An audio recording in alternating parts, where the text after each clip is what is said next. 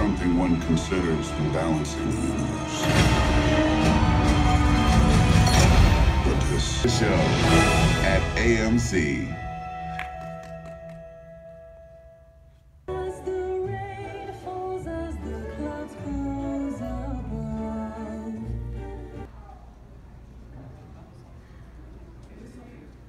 Alright guys, so I watched Downsizing.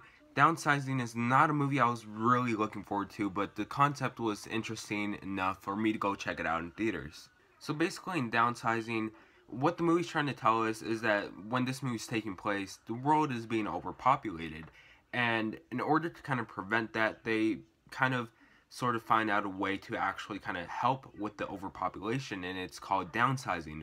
What basically happens when you downsize yourself is that you obviously, you go like, you downsize yourself. You're just a miniature person living in a miniature world with many other people that decided to do this. And there's some benefits to this. Of course, one of the biggest benefits that I could remember right now is that basically the money that I have right now, it's worth even more when you downsize. So I don't know the exact amount, but let's just say you have $100. Those $100 are going to be worth $1,000 when you downsize. So basically that's one of the benefits of downsizing. And of course, the main character, who's played by Matt Damon, he's going through some problems, and he thinks that it's gonna be best if he just downsizes. And well, that's what the trailer made you think this movie was about. It made you think that this movie was about downsizing and kind of saving the nature and everything. No, that's only the first 45 minutes. And then the rest is just a boring hour and a half of Matt Damon struggling through life. Downsizing was a movie that got me angry. Correct me if I'm wrong, but I believe that this movie has been in the making since like 2003. And that's plenty of time to plan out this movie well and, make this actually a really good movie. Because the reason why I was so angry is because this is a really good concept. But this movie, it doesn't take advantage of the concept and the story it's trying to tell. Again, it's just basically Matt Damon struggling through life for about an hour and a half, maybe even longer, because this movie, it's really long. Like, after those 45 minutes, the first 45 minutes, this movie has nothing to do with saving the planet or even downsizing, which is basically why we kind of wanted to watch this movie. Up to that point, I just kind of really started to stop caring about this movie.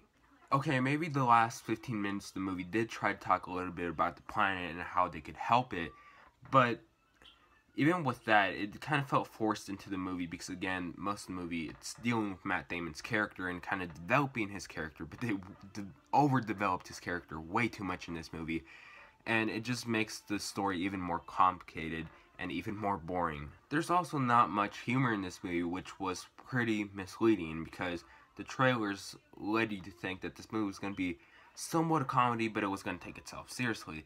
It's a drama. It's not even a comedy. They do crack a few jokes here and there, and sometimes they land, sometimes they don't. But this movie is not a comedy. Just telling you guys, because I know most of you guys are going to expect a comedy out of this. It's not a comedy.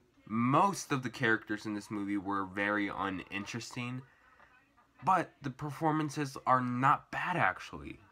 Matt Damon was actually pretty good in his role, despite his character kind of being boring after a while.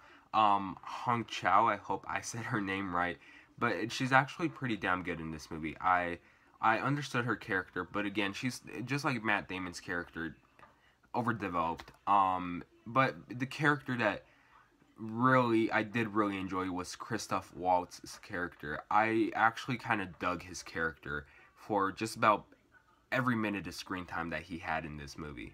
And Kristen Wiig and Jason Sudeikis, you might think they have a big role in this movie, but they really don't. Kristen Wiig, she's in this movie for 20, maybe even 25 minutes tops. And Jason Sudeikis, I thought he was also going to be one of the major characters in this movie. 15 minutes of screen time, but even for their, limited screen time, they were actually also pretty good. I will say this, the cinematography is beautiful in this movie, especially those shots where they're outside and like the nature and everything.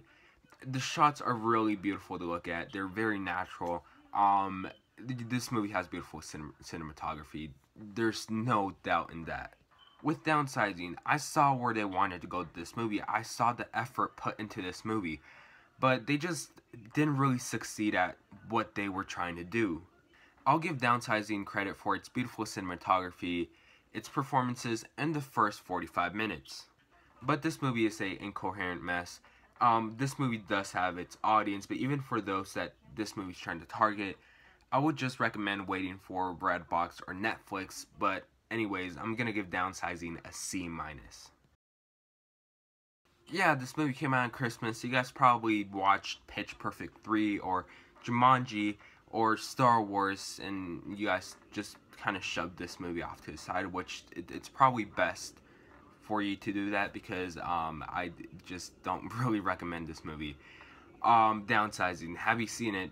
Chances are you haven't, because I don't think nobody saw this movie during its Christmas season.